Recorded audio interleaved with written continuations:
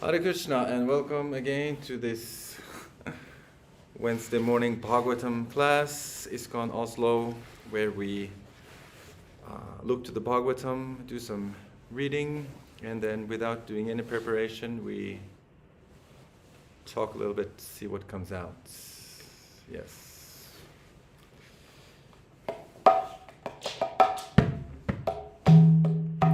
Jaya Radha Madhava Kunja Bihari Jaya Radha Madhava Kunja Bihari Gopi Janna Vallabha Girivaradhari Jaya Gopi Janna Vallabha Girivaradhari Yashodanandana Braja Jana Ranjana Yashodanandana Raja Janaranjana Yamuna Tira Vanachari Yamuna Tira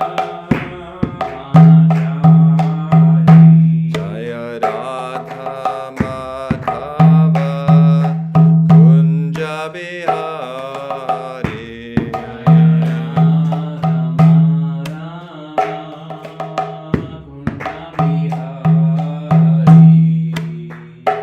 Namo Vishnupadaya Krishna Prasthaya Bhutale Srimad Bhakti Vedanta Swami Niti Namine Namo Vishnupadaya Krishna Prasthaya Bhutale Srimad Bhakti Vedanta Swami Niti Namine Namaste Saraswati Deve Gauravani Pracharine Nirvishesha Shunyavadi Pasyacha Dashatarine Namaste Saraswati Deve Gauravani Pracharine Nirvishesha Shunyavadi Pasyacha Dashatarine Jaya Sri Krishna Chaitanya Prabhu Nityananda Sri Advaita Gadadhara Srivasadi Gaura Bhakta Vrinda Shri Krishna Chaitanya Prabhu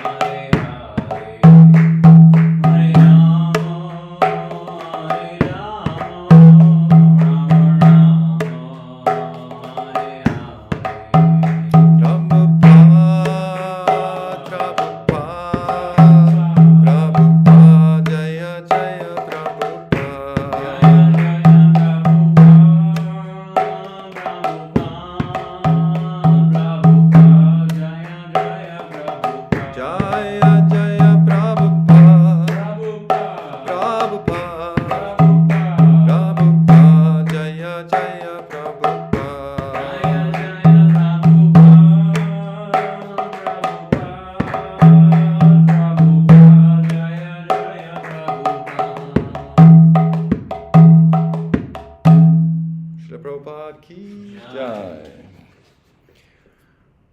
All right.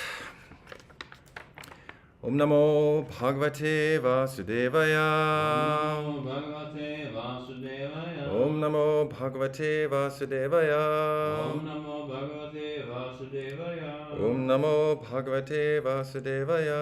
Om Namo Bhagavate Vasudevaya. Magyanatimirandasya Gyananjana Shalakaya Shakshurmilitam Yena Tasmai Sri Gurave Namaha Sri Chaitanya Manobhistam Stapitam Yena Bhutale Swayam Rupa Kadamayam Dadati Swapadantikam Vanchakalpatarubhyascha Kripa Sindhubhyeva Cha Patitanam Pavanebhyo Vaishnavebhyo Namo Namaha Sri Krishna Chaitanya Prabhu Nityananda Sri Advaita Gadadhar Sri Vasadi Gaura Bhakta Vrinda Hare Krishna Krishna Krishna Hare Hare Hare Rama Rama Rama Hare Hare. Right. So we're back in the Bhagavatam and we're now still in the first canto, second chapter. This is text 9. Continuing the reading. Dharmasya hi apavargasya Dharmasya hi apavargyasya. nartor hayopakalpate Nartorhyayo pakalpate. narthasya dharmaikantasya Narthasya dharmaikantasya. kamo labhaya hi smritaha. Kamo labhaya hi smritaha. And the translation is, all occupational engagements are certainly meant for ultimate liberation. They should never be performed for material gain. Furthermore, according to sages, one who is engaged in the ultimate occupational service should never use material gain to cultivate sense gratification. Purport by Srila Prabhupada. We have already discussed that pure devotional service to the Lord is automatically followed by perfect knowledge and detachment from material existence. But there are others who consider that all kinds of different occupational engagements, including those of religion, are meant for material gain. The general tendency of ordinary men in any part of the world is to gain some material profit in exchange for religious or any other occupational service. Even in the Vedic literatures, all sorts of religious performances and allurements of material gain is offered. There's a letter missing here. And most people are attracted by such allurements or blessings of religiosity. Why are such so-called men of religion allured by material gain? Because material gain can enable one to fulfill desires, which in turn satisfy sense gratification. This cycle of occupational engagements include so-called religiosity, followed by material gain, and material gain, followed by fulfillment of desires. Sense gratification is the general way for all sorts of fully occupied men, but the statements of Sutta Goswami, as per the verdict of the Srimad Bhagavatam, this is nullified by the present shloka. One should not engage himself in any sort of occupational service for material gain only, nor should material gain be utilized for sense gratification. How material gain should be utilized is described as follows. End of the purport. So the verse again. Dharmasya hi apavargasya nartor hiyo pakalpate nartasya dharmaikantasya kamo labhaya hi smritaha. All occupational engagements are certainly meant for ultimate liberation. They should never be performed for material gain. Furthermore, according to sages, one who is engaged in the ultimate occupational service should never use material gain to cultivate sense gratification. Mukam karoti vachalam pamgam langayate girim yat kripatam maham vande Sri Gurun Dinataranam. All right, so this morning there is the topic coming up is how to juggle the rewards of following one's occupational duty. So everyone is doing something, right? Everyone has some occupational engagements. And naturally, these give some different benefits. Let's say you work, you have a job, and you do the work, you get paid. And then this verse, the topic of this verse is how will you then spend that earning? And there's a recommendation here that occupational service should never. Yes, those who are engaged in ultimate occupational service should never use material gain to cultivate sense gratification. So here, of course, the ultimate occupational service, I guess that indicates devotional service, which itself, since we're in the material world, and even though we're engaged in devotional service, we're engaging with the material energy. So there is material gain. Let's say you take prasadam. So even though prasadam is of course spiritual by nature, your belly is filled, right? So there's a material gain. But there's a warning. I'm sensing that there's a warning here that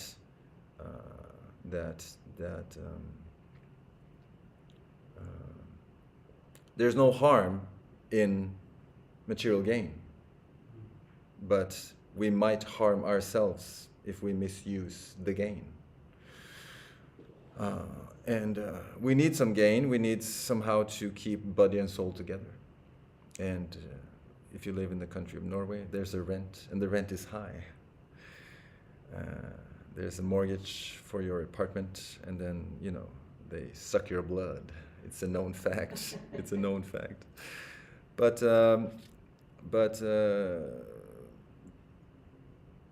Krishna provides, and the opportunity to maintain oneself remains. So there's really no scarcity. But the scarcity comes about when misuse is applied, right? Because here is mentioned by Srila Prabhupada the fulfillment of desires. Right? So of course, desires are natural, completely natural. However, in this, with the mind is a storehouse of desires, and of course the challenge is that when the mind is contaminated by material attraction, then one has material desires, and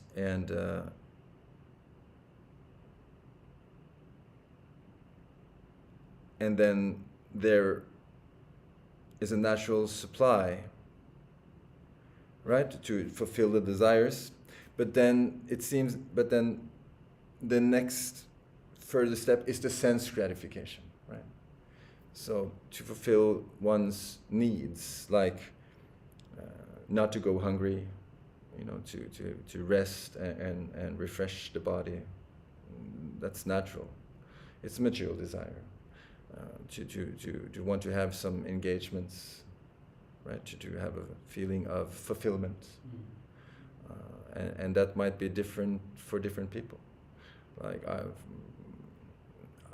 for me, to go out in nature is very nice.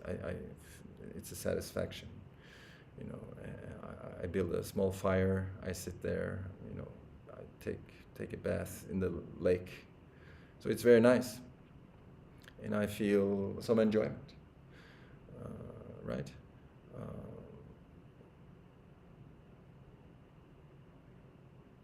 However, there is a sense of being grateful and not misuse. Let's say, let's go back to the crude example of eating, right? So there's definitely the need of filling the belly, like nourishing the body, right? So you take nourishments, and there's a satisfaction, and of course eating some nice preparation is nice. But if you have 4 pieces of cake instead of 1, then there is a problem with digestion. Can be. I guess it's individual according to one's capacity. And then we sort of get into this sense gratificatory part, right? Where one misuses and overindulges. And an overindulgence is not, it's from the Sri Upanishad, right? Ishavatsya idam sarvam. That there's a quota. Yat kinchit tyena takyena punjitaha. So there's a quota, which is given by the Lord. Freely take. I mean, you're here, you exist. I've put aside something especially for you, and this will maintain your whole existence. But if you infringe, if you want more, because there's a quota given especially to you, so if you want more than the quota, you'll have to infringe on others' quota, right? Because the quota is set, there's a boundary sort of, and then if one wants more than the quota, then one has to infringe on others, and then there's problems. Right? So in a way, it's a relief reading this verse this morning, that there's no harm in being happy. That's not the problem. The problem is to sort of become very attached to the pleasure of the happiness, right?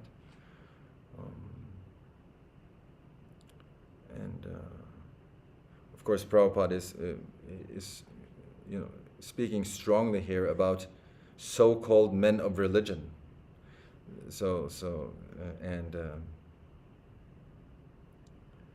That because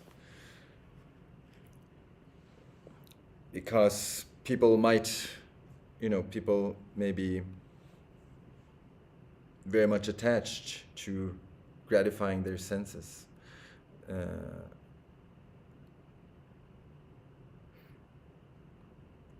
Even the activities of religion becomes corrupted, which are supposed to be the sort of the standard of purity in society, right? The religious persons, they're in the Vedic scheme, right? The brahmanas are on the top, and they're not taxed by the government, right? And the saintly the saintly kings, they generously donate to their existence, right? And they're just given complete freedom. It's like an enlightened anarchy, They do what they want, and then they have full confidence. No one meddles in their affairs, right?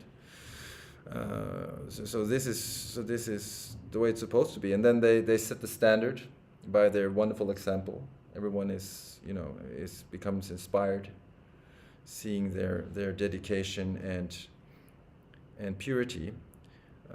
But then, of course, when this becomes corrupted, then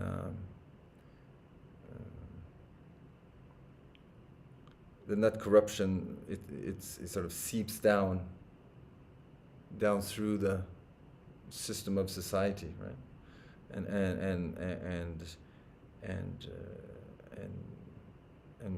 then people general, people in general, then they find excuses. Oh, but he's doing. Right? It's the worst kind of example. Oh, but he's doing. Why can't I? And then there's problems, because gratifying the senses, right?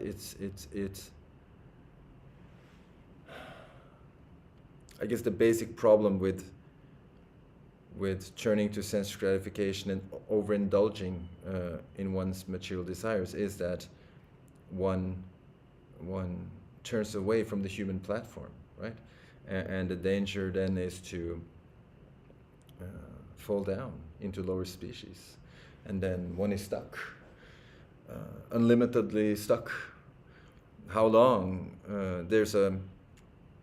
Interestingly, there's this described also in the Bhagavatam, is this evolutionary theory, right? Where there's definitely an evolution of species. However, it's the soul who is evolving. The species themselves are already set, right? And then the soul evolves, goes through, and 8,400,000, right? So, but how long? Let's say you fall down and become born as an animal.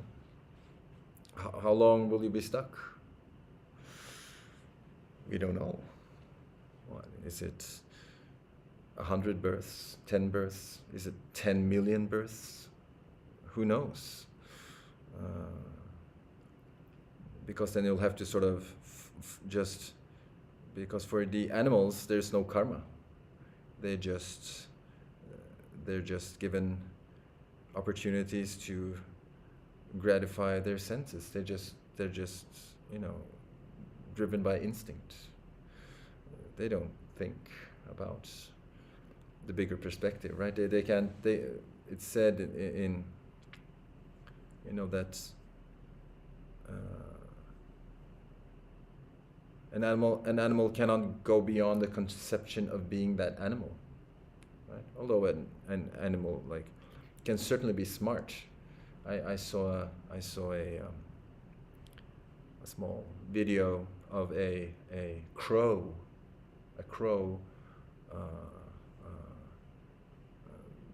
handling different objects, helping a person. So some guy had trained a crow to do some simple tasks. So there's no doubt they're intelligent. Look at the monkeys of Vrindavan. They're they're very highly intelligent, but they don't go beyond the monkey sphere of life. They still do their monkey business and are stuck, completely stuck. Of course, Vrindavan is special. Even the animals are great souls. I remember I spent a Christmas in Vrindavan many years ago, and then in the morning, in the bathroom, there are cockroaches, right? And there's these huge ones, and they fly about, and coming to the holy Dham with the Western mindset, you freak out. And I was there with my wife at the time, and she freaked out. And then I was the husband, so I'm supposed to deal with the situation. So I managed to somehow flush him down the toilet. But then I was thinking afterwards, here I come, into the holy Dham, bringing with me, my contaminated mind and material desires for sense gratification. But somehow, of course, I'm invited to the holy Dham, and by the blessing of the Vaishnavas, and I go there. And then what is my interaction with the Brijbasis, the local Brijbasis, the local Brijbasi fauna. I just flush him down the toilet. I should offer obeisance. I was thinking I should have offered him obeisances. He stays there, and whatever remnants, he ingests for his maintenance is the dust of the holy Dham. His existence is very pure, and I just flush him down, seeing him as ugly and contaminating, while it's actually the other way around. I'm the cockroach.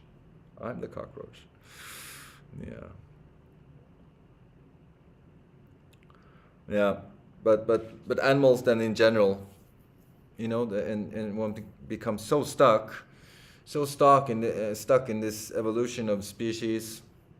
It's in many ways it's eternal, right?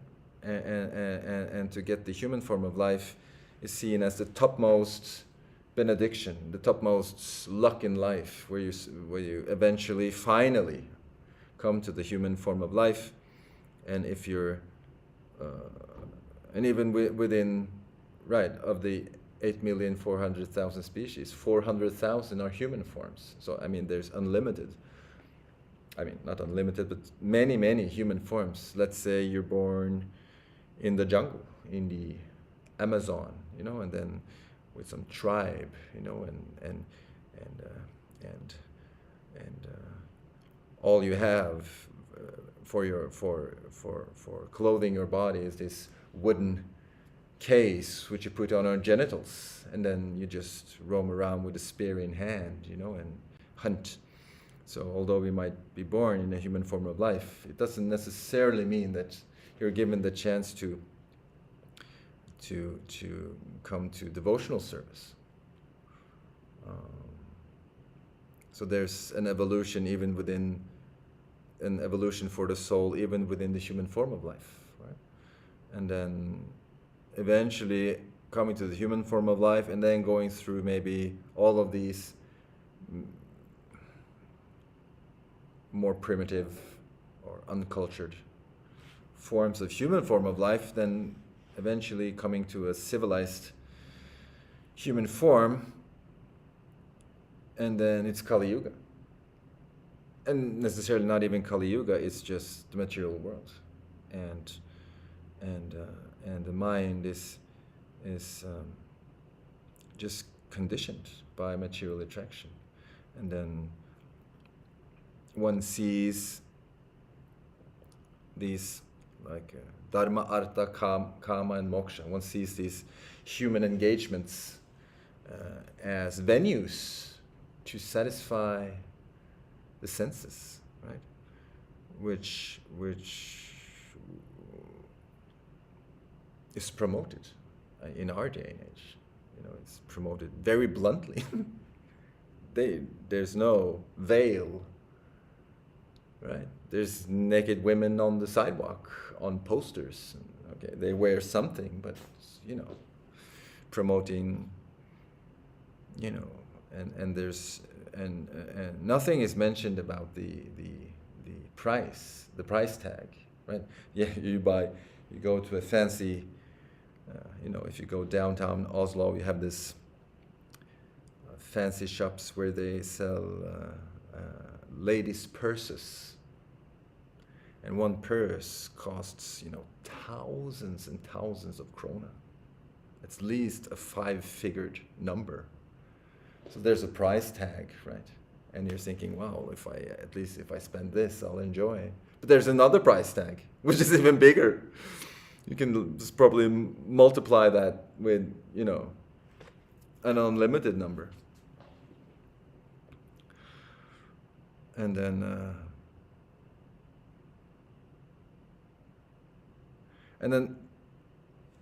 an interesting point can be that, okay, and then devotees come in, spiritually minded persons come in, and then they suggest regulating, right, regulating the senses, and then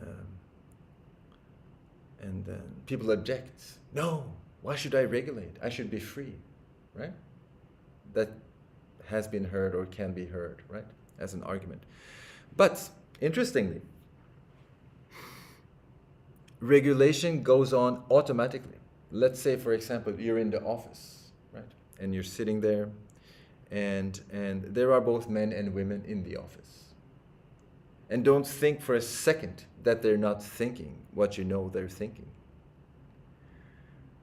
But they have to regulate their senses. You can't just, if you would just jump on each other in the office, there would no longer be human society, that would be animal society. And people don't do that, right?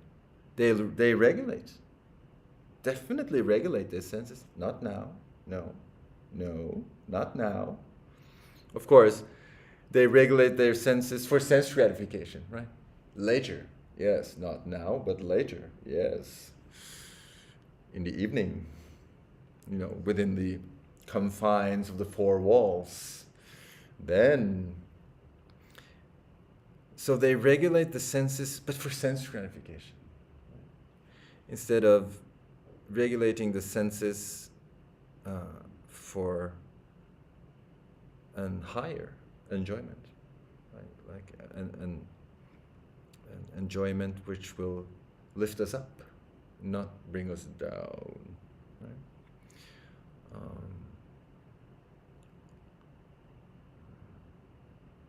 I thought also today was very nice that to me, reading this verse and purport, like we spoke in the beginning, there's no harm with material gain, right? It's completely natural, and sort of, and tiena tyaktena bunjitaha. I mean, there's a quote, and it's given, like. Prabhupada would quote his Guru Maharaj when this question of scarcity would come up, and we can hear it. There's scarcity around the world. There's no scarcity, right?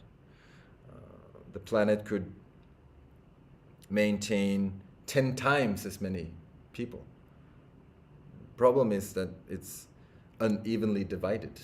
Intentionally unevenly divided, right? People hoard and infringe on others. They don't. They go beyond the quota and try to hoard for themselves. And then just to satisfy their senses. But a quota is given, and one can happily enjoy life, and just put Krishna in the center, right? Krishna in the center. You want to eat something nice, bake a cake for Krishna and have a few pieces, It's nice.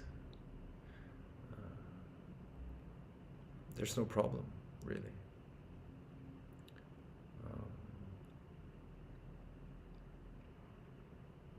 And also in the end, which I thought was quite significant, is in the end, there's this Prabhupada phrase, this is like, as per the verdict of the Srimad Bhagavatam. So so to sort of figure out how to manage the quota, like an investor, like, right, you have a certain amount, and then how to invest, in the most beneficial way. Of course, you want to get something out of it, but you want it to go in the positive direction, right? You want to be uplifted, and then we should turn to the Srimad Bhagavatam, and then in the next sentence, I think it's like a confirmation of what we just spoke about. One should not engage himself in any sort of occupational service for material gain only. So material gain is natural, but there's more. And the quota, Krishna gives the quota. He's the Isha eva avasya. All right, he's the Ishvara. He's the enjoyer. avasya idam, what you know, what does he enjoy? Sarvam, everything, you know, everything is his domain, right? And we can tap into that, and like the master and servant. If the master enjoys, naturally the servant will be very happy. It will drip down, and he will, for the servant, a satisfied master is the most beneficial thing. He will be very happy. He'll be very happy. So there's a quota. Yes, we should sort of utilize it, but there's an intelligence part, like Buddha yoga, right? There's more, because we're not just these bodies or the mind. There's more behind the veil of life, and just the fact that we have desires points to that fact. There's something more. Aham brahmasmi, right? We're pleasure seekers. But we seek that spiritual. To really satisfy our desires, we should go higher or deeper, right? And invest what we have, what we're given, and just try to invest it in our real good fortune, and that will be the most beneficial.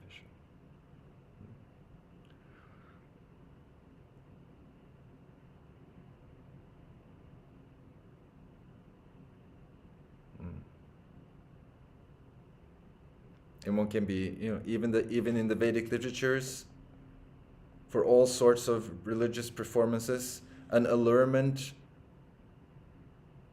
or a blessing of religiosity is there. Like, it's in Bhagavad Gita, it's even mentioned, some people are attracted by the flowery words of the Vedas. Oh, karma kanda. I can perform some yajna and then get some blessings from the demigods, some beauty, some wealth, a beautiful wife. But people are fooled.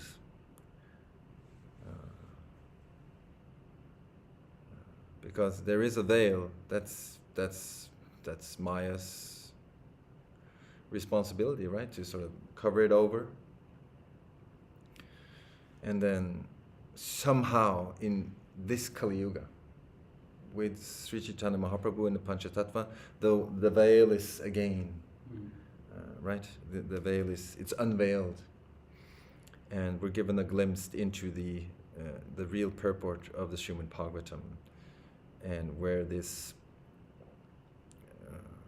Prabhupada would use that word, the higher taste, right?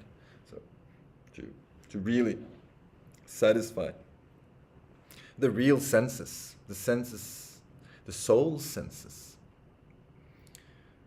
then, which is that higher taste. Then one can just, even on the material platform, just whatever quota is given, just engage it and be happy. Right? There's no worry. Everything is taken care of. Krishna will protect you. Right? He will carry what you have and provide what you lack. Right? So it's just a matter of, I guess, surrender, I guess, which is the key point. It starts with faith, and then it builds up. Shraddha, right? There's astikya, which is I believe in. Yes, I believe you exist. But then there's Shraddha. I trust you, Krishna. I trust you. It's like a different level. So we should be confident in this bhakti yoga process, which we have been given by the previous acharyas coming down in our age with Srila Prabhupada, giving the message of Sri Chaitanya Mahaprabhu, Krishna himself, the darling son of Nanda Maharaj, right? So we can be confident and just keep reading, keep chanting, just work on being satisfied whatever comes our way. Hare Krishna. Srila Prabhupada ki jai. Yay. Any comment, Prabhu? Satisfied? Very satisfied. Materially and physically satisfied. Jai. That's our great success. Grantaraj Srimad Bhagavatam ki Jai. jai.